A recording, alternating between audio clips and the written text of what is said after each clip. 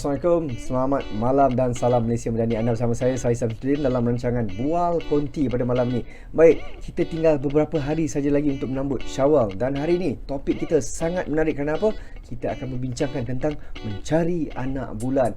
Dan bersama saya dua orang tetamu yang cukup istimewa, yang arif dalam bidang ini ialah Dr. Hafiz Safiai, pensyarah astrofik dan kosmofik Jabatan Syariah UKM, dan juga Datuk Surveyor Dr. Azhari Muhammad, mantan pengarah Jabatan Ukur dan Pemetaan Malaysia. Assalamualaikum Datuk. Assalamualaikum Doktor. Terima kasih kerana sudi datang. Baik, Doktor. Doktor punya dalam bidang pensyarah astrofik dan kosmofik ni, mungkin Doktor boleh terangkan apa maksud astrofik dan kosmofik ni, Doktor? Baik, terima kasih saudara saya. Astrofik dan kosmofik ni kalau ikutkan ringkasnya, dia sama je sebenarnya dengan ilmu falak. Kita kat Malaysia ni memang terkenal dengan ilmu falak lah. Cuma tinggal lagi kami di UKM menggunakan istilah astrofik dan kosmofik tu kerana kami cuba untuk memperkembangkan lagi bidang tu sendiri. Sebab kalau di Malaysia ni ilmu falak tu ialah persepsi masyarakat kan. Bila ilmu falak ni tengok anak bulan, raya puasa kan. Jadi dua benda yang tu je. Jadi sebenarnya kami ni cuba untuk mengembangkan lagi ilmu ni, bukan sahaja dia berkait dengan objek-objek langit semata-mata, tapi dia juga melibatkan kepada pengurusan hal ehwal ibadah umat Islam dan juga penciptaan-ciptaan objek-objek langit yang ada di luar sana. Jadi dan dia tidaklah terhad kepada benda-benda di bumi sahaja dan sebagainya, ataupun yang berkaitan dengan objek-objek langit semata-mata, tapi juga berkaitan dengan fenomena alam, contohnya macam banjir, kemudian ibut taufan, gempa bumi dan sebagainya. Itu yang kita cuba untuk kembangkan lah. Dan istilah tu, istilah astrofik dan kosmofik ni sebenarnya di Malaysia telah mula terkenal lah, maksudnya telah mula dikenali ramai lah berbanding dulu. Dan akhirnya harapnya istilah ni akan lebih terkenal lah, dia akan datang. Baik, terima kasih Doktor. Baik, seperti yang kita sedia maklum, apabila datang bulan Ramadan ni, pastinya aktiviti mencerap anak bulan, satu terma baru mencerap anak bulan ni pastinya akan dilakukan. Jadi dia ada tempat-tempat yang khusus. Jadi mungkin penonton ingin tahu juga apa signifikan mencerap anak bulan ni dalam kalender Islam. Okey, aktiviti cerapan hilal ni sebenarnya dia dekat dengan masyarakat. Dia sebenarnya dekat dengan hati masyarakat sebab dia berkait dengan budaya dan juga cara hidup masyarakat kita, masyarakat Islam lah terutamanya. Dan setiap aktiviti ataupun dalam pusingan setahunan kita merujuk kepada kalender Hijri. Kebiasaannya banyak sebenarnya acara-acara ataupun peristiwa-peristiwa dalam sepanjang tahun kita ni perlu kepada takwim Hijri tu. Contohnya macam nak puasa dah kena tengok anak bulan. Nak raya pun sama juga, dah kena tengok anak bulan. Nak bayar zakat kita bayar ikut takwim Hijri, bukan takwim Syamsi. Kalau kita ikut takwim Syamsi ataupun kalender Gregorian yang kita guna sekarang ni, dia akan bagi masalah pada kaedah pengiraan tu lah, ataupun kita terbayar lebih ke apa dan sebagainya.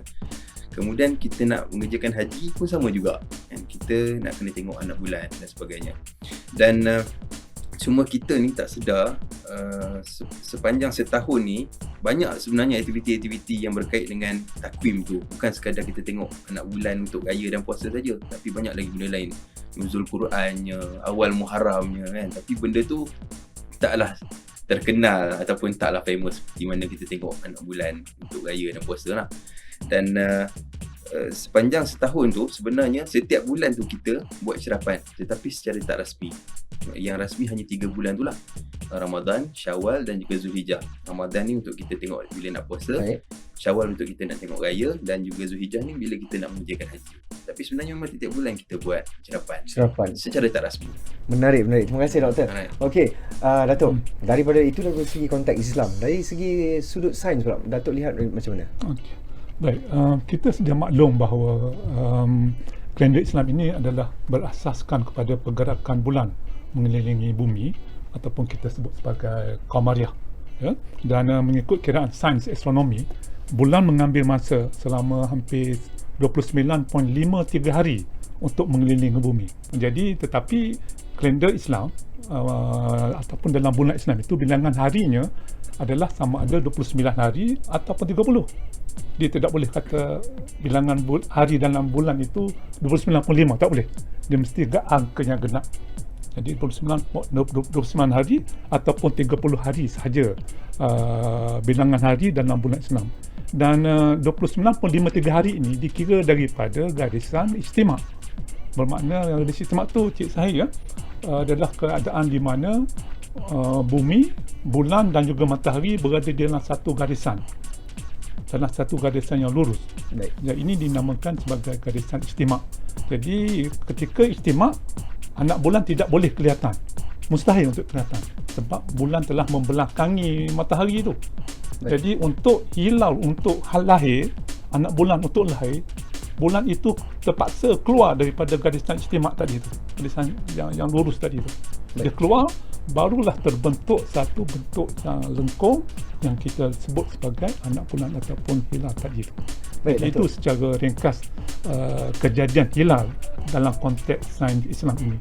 Jadi dalam orbitnya mengelilingi bumi tadinya, dia akan melalui beberapa fasa. Jadi fasa pertama kita panggil bulan gelap, di mana bulan berada di atas garisan istimak. Kemudian sehari ataupun 2 hari selepas garisan istimak tadi, anak bulan akan lahir, dan pada minggu pertama separuh daripada permukaan bulan itu akan kelihatan bercahaya di untuk kita di bumi ini.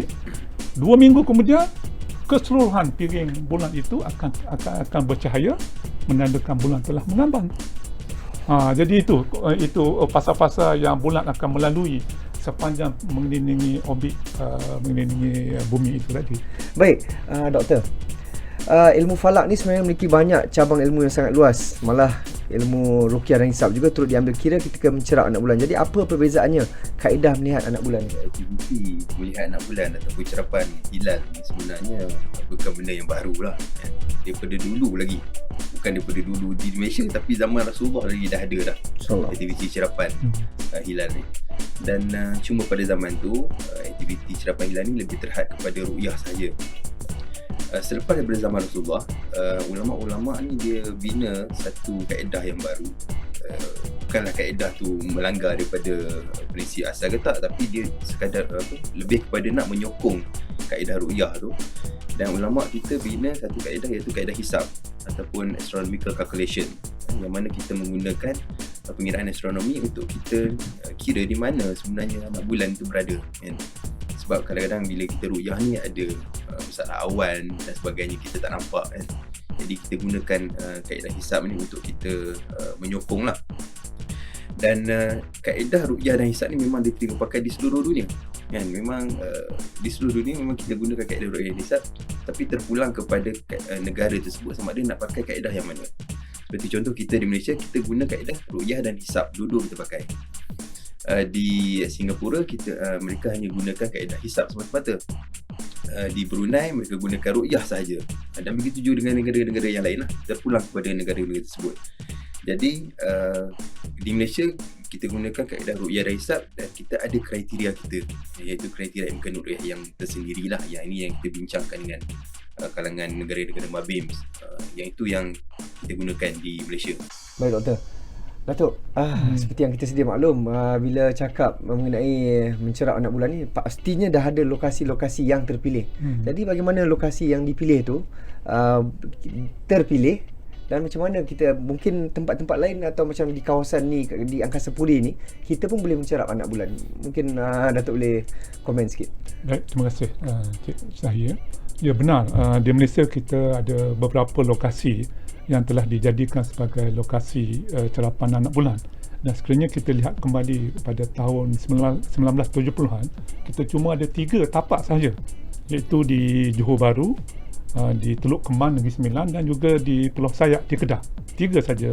Dan kini jumlah itu telah pun bertambah menjadi 29 tapak melihat anak bulan seluruh Malaysia.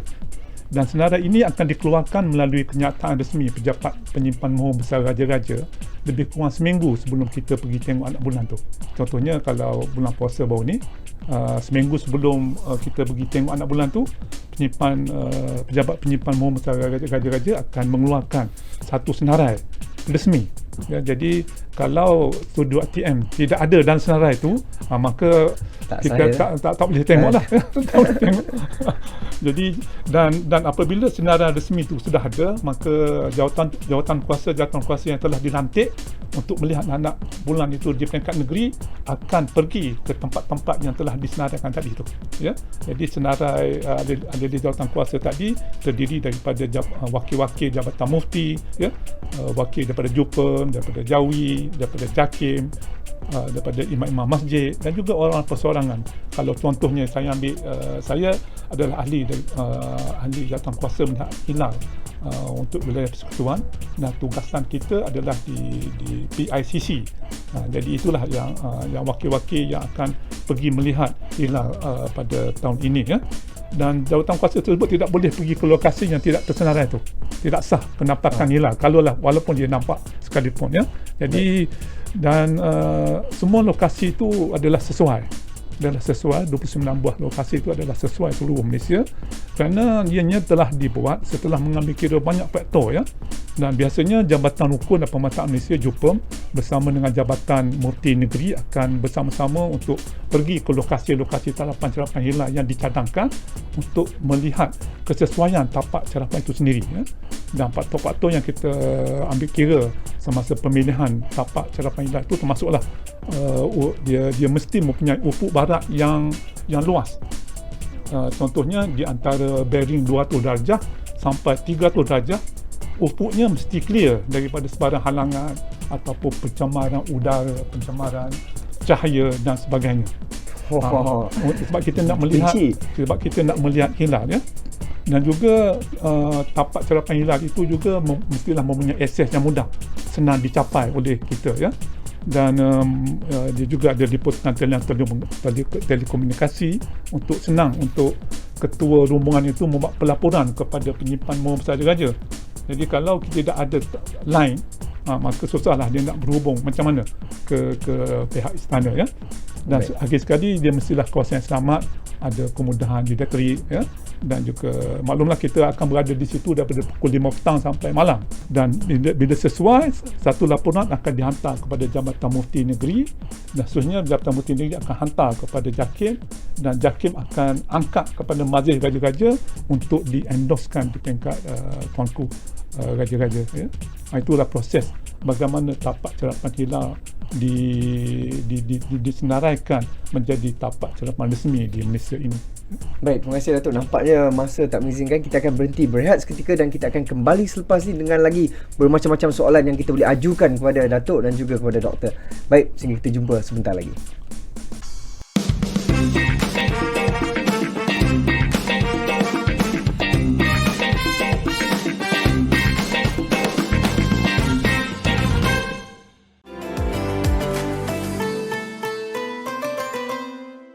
Program-program menarik menanti anda di saluran berita RTM Ramadan ini. Menyelusuri keindahan Islam dalam konteks kasih sayang selain persoalan komuniti terhadap cara hidup Islam di Malaysia.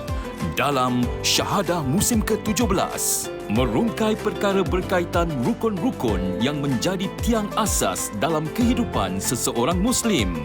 Dalam Di Sebalik Rukun, bersama ikon-ikon ilmuwan Islam membincangkan titik-titik masa dan figura-figura penting dalam perjalanan menuju ke akhir zaman seperti Imam Mahdi serta kedatangan Dajjal. Dalam Figura Akhir Zaman, berkat Ramadan. Selamat menyambut bulan Ramadan dan selamat menunaikan ibadah daripada kami di saluran berita RTM.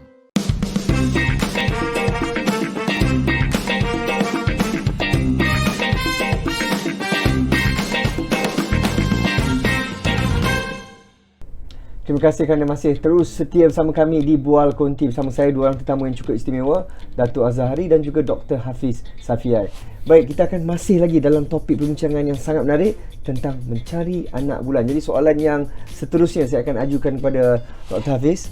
Dr. Hafiz, seperti yang kita sedia maklum, bagaimana kita nak tahu kiraan ataupun kaedah atau macam mana nak tentukan anak bulan itu telah timbul dan juga nak menetapkan tarikh-tarikh penting dalam kalender Islam ni? Baik, terima kasih. Kaedah yang dibuat untuk cerapan hilal kita yang kita guna sekarang ni adalah berdasarkan kepada hadis Rasulullah, yang mana bermaksud berpuasalah kamu bila kamu melihat hilal, berbukalah ataupun berhari raya lah kamu bila kamu melihat hilal, dan sekiranya hilal itu tidak kelihatan maka cukupkanlah hari itu dan ataupun bulan itu kepada 30 hari. Jadi itu adalah kita punya base lah, kita punya rujukan kita. Daripada itu maka ulama-ulama membina satu kaedah, iaitu menggunakan sama ada kaedah ru'yah ataupun observation. Ini yang kita kata cerapan-cerapan tadi ni, ru'yah. Dan juga yang kedua ialah hisab, itu yang saya sebutkan tadi, astronomical calculation. Dan apa yang kita buat di Malaysia ialah pada setiap 29 Hijri, bukan di Malaysia sajalah, maksudnya di seluruh dunia. Baik. Untuk cerapan hilal ni pada setiap 29 Hijri, hari yang ke-29, kita akan pergi ke lokasi cerapan yang Datuk Azhari maklumkan tadi, dan kita buat cerapan pada waktu maghrib. Bila yang tu nanti mungkin Datuk Azhari boleh inilah kan. Pada hari tersebut, yang saya nak cerita ialah pada hari tersebut, sekiranya kita menggunakan dua kaedah tadi ni, kita gunakan ru'yah, kita nampak anak bulan, esok puasa ataupun raya lah. Tapi kalau katalah kita tak nampak anak bulan, tapi mengikut kepada hisab, sepatutnya kita boleh nampak anak bulan, esok tetap raya lah ataupun puasa. Tapi kalau kita datang petang tu, kita tengok pun tak nampak, tapi ikut hisab pun memang tak ada anak bulan, maka esok tu masih lagi dalam bulan yang sama dan kita akan berhari raya ataupun puasa lusa lah. Maksudnya esok ni cukupkan 30, hari baru ialah lusa nanti baru hari baru. Begitulah cara ataupun kaedah bagaimana penentuan di awal bulan Hijri itu dilakukan. Maksudnya kita tak akan pergi ke 31 hari. Maksudnya dalam Islam. Betul. Sebab dalam maksimum 30 saja. Ya, macam Datuk Azhari atau 30 saja. 30 saja. 29 30. 29 30. Jadi memang takkan ada 31. Kalau kalender Samsi dia ada sampai 31. Ya, 30 ada pun ataupun 31. Jadi macam mana perkiraan tu, macam mana pula Datuk yang 31 tu dalam kalender Kalender Samsi dia berasaskan kepada peredaran bumi mengelilingi matahari yang mengambil masa 365 hari lebih kurang, dan cara pembahagiannya diakhir-akhirkan begitu saja. Januari 30 hari, Ogos 31 hari dan sebagainya. Dia bagi-bagi macam tu saja. Tidak ada nas Al-Quran ataupun hadis. Jadi kalau kita bahagi 365 hari menjadi bagi 12 hari, dia tak digenap 365 hari itu, kecuali dikurangkan bilangan hari untuk bulan Februari itu. Faham. Dan kita perlu ingat juga bahawa kalender Samsi ini ataupun kalender Masihi ini juga mengamalkan satu sistem tahun lompat. Tahun lompat di mana setiap 4 tahun akan ditambah satu hari kepada bulan Februari itu, supaya nak menggenapkan 366 hari tadi itu. Bercakap mengenai mencerap anak bulan, daripada aspek teknikal macam mana Datuk? Apa persediaan yang perlu dilakukan di tempat cerapan mencari anak bulan tu? Jadi kita akan keluar untuk mencerap hilal pada petang 29. Kenapa pada petang 29? Kerana kita nak tentukan besoknya 30 ataupun besoknya 1. Itulah konsep asas bagaimana hari dalam Islam itu ditentukan awalnya. Dan untuk hilal dianggap sebagai boleh kelihatan pada petang 29 itu, maka ada beberapa kriteria yang perlu dipenuhi semasa kita mencerap tu, ataupun semasa kita nak mengira tu, kerana kita menggunakan konsep ru'yah dan hisab. Pertamanya, hilal itu mestilah lahir selepas istimak. Seperti mana saya sebutkan tadi, yang selari satu garisan istimak, hilal itu mesti bulan itu mesti keluar daripada garisan istimak tadi itu. Jadi dia mesti lahir selepas istimak. Dan yang kedua, dia mesti lahir selepas maghrib. Sebab itu kita pergi pada petang 29 hari bulan, pada petang, dan kita tunggu maghrib dan kita tengok di ufuk barat sama ada nampak hilal ataupun tidak. Dan nampak hilal ini sama ada kita melihat dengan mata kasar ataupun kita mengira. Kalau kiraan kita kata ini adalah hilal, maka kita boleh menjadikannya menjadi satu kesaksian juga ke atas penampakan hilal tadi. Jadi sebab Malaysia menggunakan konsep ru'yah dan hisab. Jadi dua-dua sistem adalah saling kait-mengait. Kita tidak boleh keluar nak ru'yah tanpa hisab. Kalau saya kata saya boleh tak keluar petang ni pergi tengok anak bulan, saya tidak bekalkan data-data hisap kepada Zahir. Oh, tak boleh lah. Tak boleh nak tengok sebab langit ni luas, ya. Langit ni luas, nak tengok di mana. Jadi kita terpaksa menghisap juga untuk memberi baris panduan kepada pasukan-pasukan pencarian itu untuk menghalakan teropong dia, menghalakan mata dia ke arah ufuk barat tadi tu. Jadi kalau macam balik kepada zaman dahulu, zaman Rasulullah SAW, macam mereka mesti tak ada teleskop. Jadi mereka hanya base pada mata kasar. Ya, mereka pada zaman tu sebabkan tak ada, yelah macam kita ada teknologi teleskop dan sebagainya, maka ketika itu memang mereka menggunakan cerapan mata kasar semata-mata. Nampak esok raya, esok puasa. Tak nampak esok puasa lagi. Masya Allah. Tapi guideline baseline ni 30. Ya, 29 atau 30 lah. Baik. Dan juga cik saya, kriteria yang paling penting sekali seperti yang disebut oleh doktor tadi, bahawa hilal akan dianggap ada dan boleh kelihatan sekiranya dianya memenuhi beberapa syarat kenampakan hilal.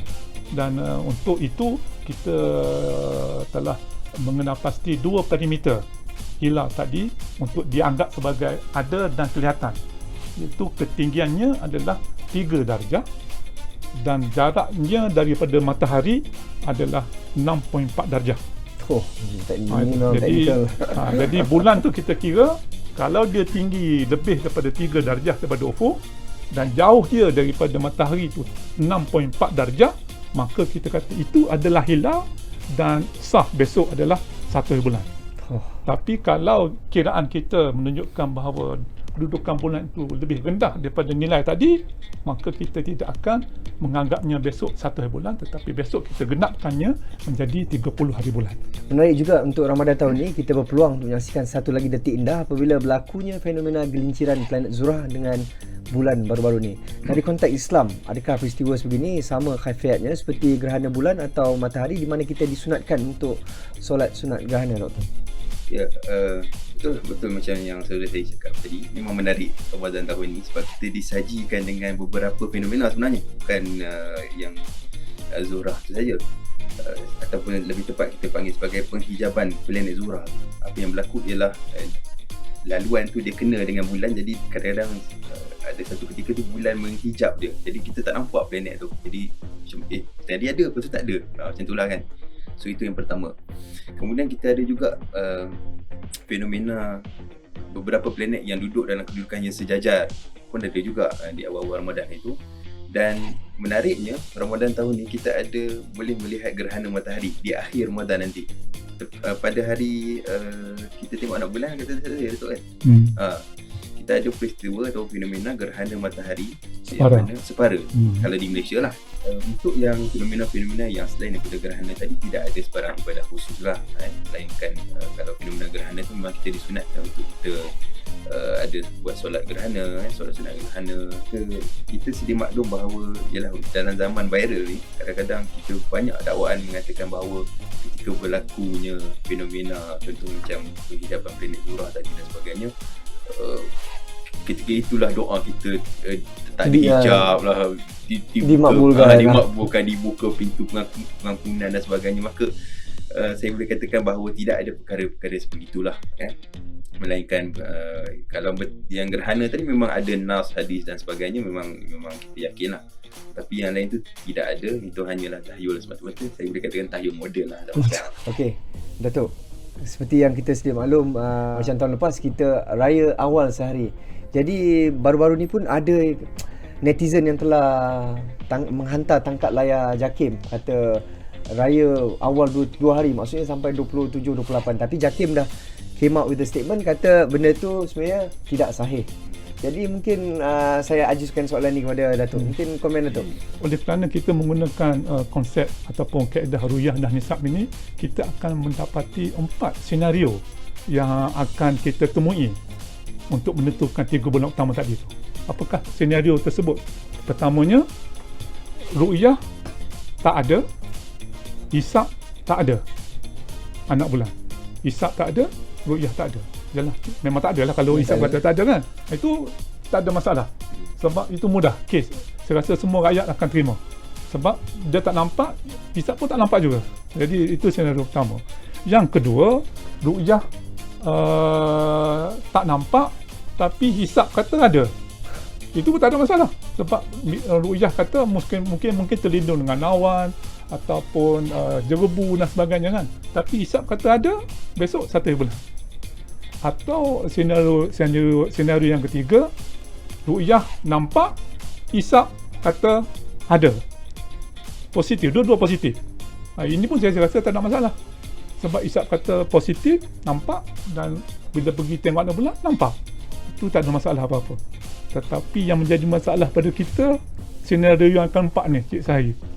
Di mana hisap kata tak ada, tetapi bila pergi ru'yah, kata nampak. Itu senario keempat ni lah yang berlaku tahun lepas. Pada tahun lepas, inilah keadaannya di mana mengikut kiraan ahli astronomi bahawa hilal itu tidak dijangka tidak kelihatan, ataupun saya guna istilah mustahil. Ramai orang marah saya sebab saya guna ayat mustahil. Tetapi itulah hakikatnya bahawa mengikut kiraan tidak ada hilal yang boleh kelihatan pada tahun lepas, pada untuk nak sambut 1 Syawal tahun lepas ya. Data kenampakan hilal pada tahun lepas adalah dia sangat-sangat menghampiri kepada nilai standard tadi tu. Nilai 3 darjah dengan 8.4. Dia sangat-sangat menghampiri dekat border cases ya. Jadi kemungkinan tu wallahualam ada untuk dilihat, dan dilihat mengikut kesaksian pencerap di Labuan tadi tu, maka keputusannya setelah dirujuk kepada pejabat besar raja-raja dan diperkenankan oleh Majlis Raja-Raja, diisytiharkan raya pada 1 Syawal itu jatuh pada 1 Mei 2022. Mungkin Datuk ada sepatah dua kata sebelum kita melabuh tirai untuk program kita pada malam ni. Okey, sebelum itu saya ingin mengucapkan banyak terima kasihlah kepada Pak RTM di atas jemputan kepada kami berdua untuk berkongsi pengalaman berkaitan dengan terapan hilal ini, dan adalah menjadi impian saya lah ya, untuk satu hari nanti, mungkin lama lagi, walaupun saya rasa ianya tidak mungkin berlaku semasa hayat saya, untuk saya melihat semua umat Islam seluruh dunia untuk berpuasa dan juga beraya pada tarikh yang sama. Adakah topik perbincangan ni dibincangkan dalam mesyuarat negara-negara Islam? Yes, ada usaha ke arah itu. Saya ingat saya pada tahun 2016 satu persidangan di Istanbul telah membincangkan tentang penggunaan kalender Islam ini, dan diberi option sama ada kita nak guna 2 kalender ataupun 1 kalender. Dan saya rasa Malaysia telah membincang perkara ini untuk memilih 1 kalender sahaja untuk seluruh dunia ini. Jadi saya harap perkara ini akan terhasil dalam masa tempoh yang dekat ya. Tapi kalau berlaku semasa hayat saya, alhamdulillah. InsyaAllah. Alhamdulillah. Dapat rasa. Ya, dapat rasa. Okey, baik. Sahi ingin mengucapkan terima kasih kepada Datuk Azhari dan juga Dr. Hafiz kerana sudi meluangkan masa bersama kami dalam topik perbincangan pada malam ni, mencari anak bulan. Sahi harap pada malam ni penonton Bual Konti dapat ilmu yang cukup bermanfaat. Kerana apa? Satu malam ni kita belajar tentang banyak tentang ilmu falak, tentang astrofik, tentang kosmofik. Jadi kalau anda ingin tahu dengan lebih lanjut, mungkin boleh ikuti Datuk ataupun doktor di media sosial mereka, dan untuk dapatkan lebih info boleh tanya terus, PM terus kepada mereka. Baik, sehingga kita berjumpa lagi. Assalamualaikum dan salam Malaysia.